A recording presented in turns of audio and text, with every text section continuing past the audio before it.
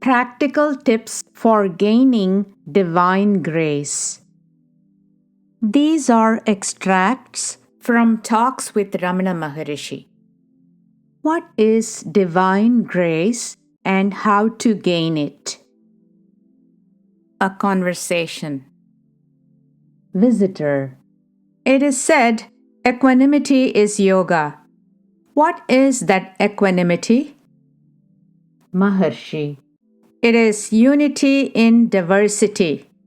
The universe is now seen to be diverse. See the common factor in all the objects.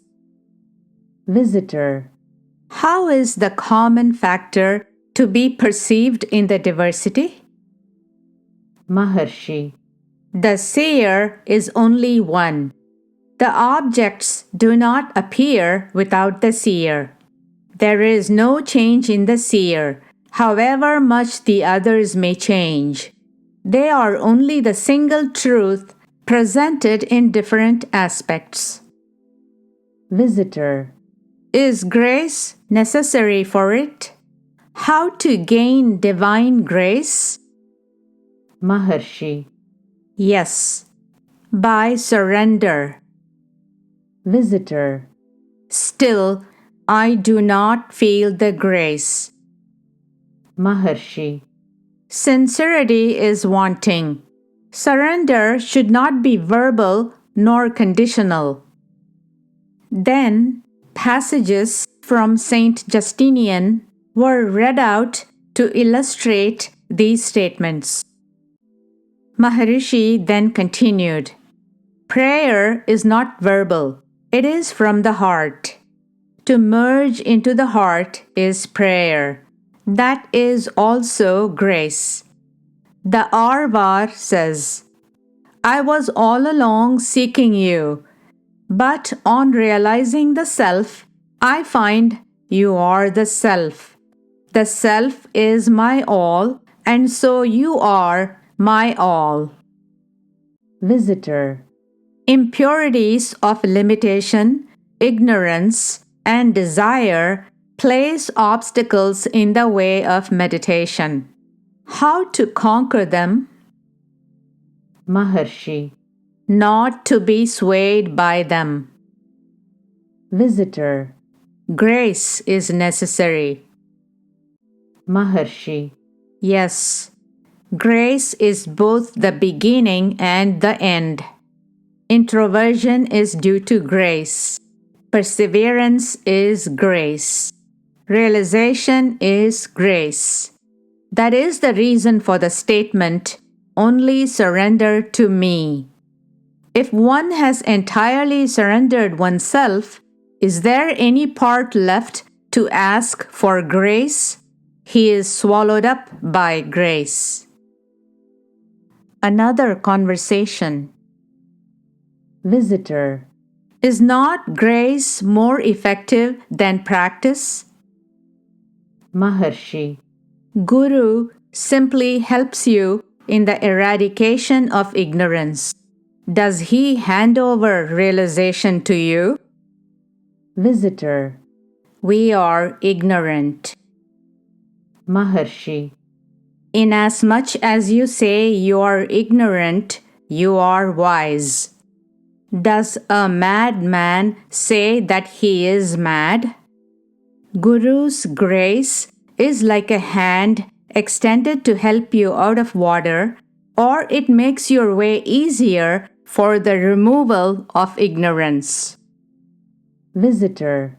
Is it not like a medicine to cure the disease of avidya, ignorance?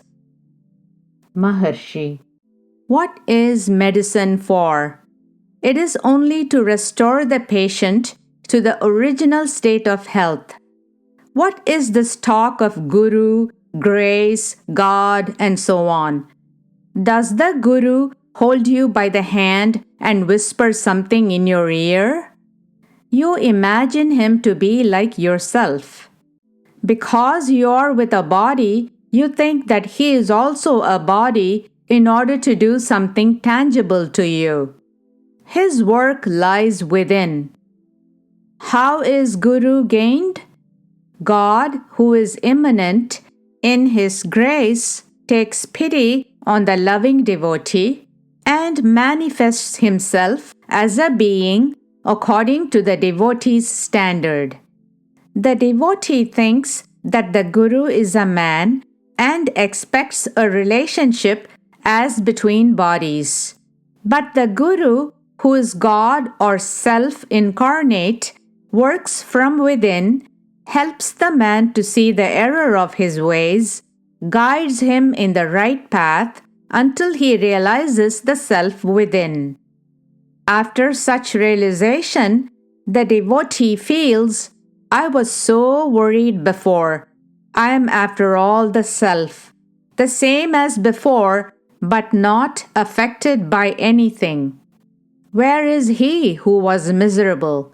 He is nowhere to be seen. So, what should we do now?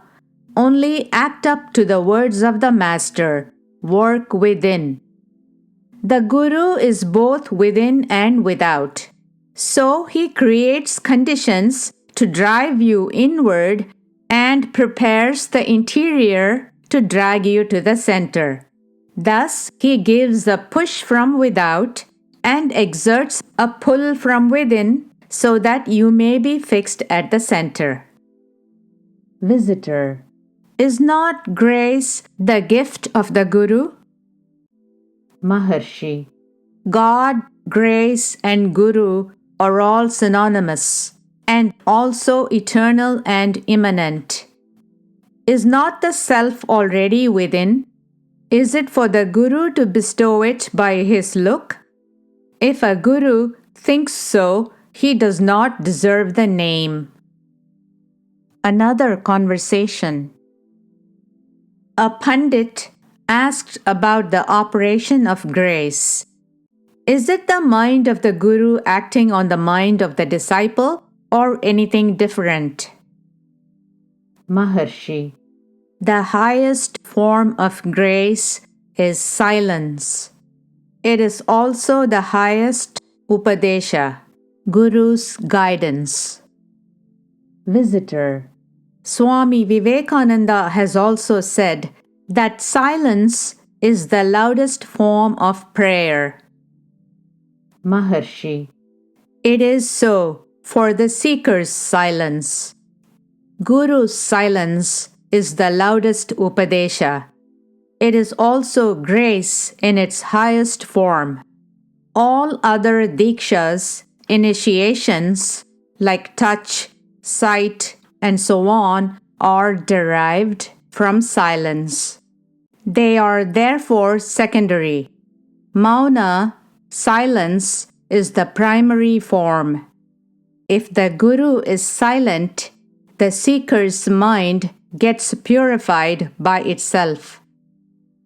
Visitor. Is it proper that one prays to God or Guru when one is afflicted by worldly ills? Maharshi. Undoubtedly. Another conversation. Maharshi. Willpower or any other is gained by practice. Visitor. Is success not dependent on Guru's grace? Maharshi. Yes, it is. Is not your practice itself due to such grace? The fruits are the result of the practice and follow it automatically. There is a stanza in Kaivalya which says, O Guru, you have been always with me, watching me through several reincarnations and ordaining my course until I was liberated. So, the self manifests externally as Guru when occasion arises. Otherwise, he is always within, doing the needful.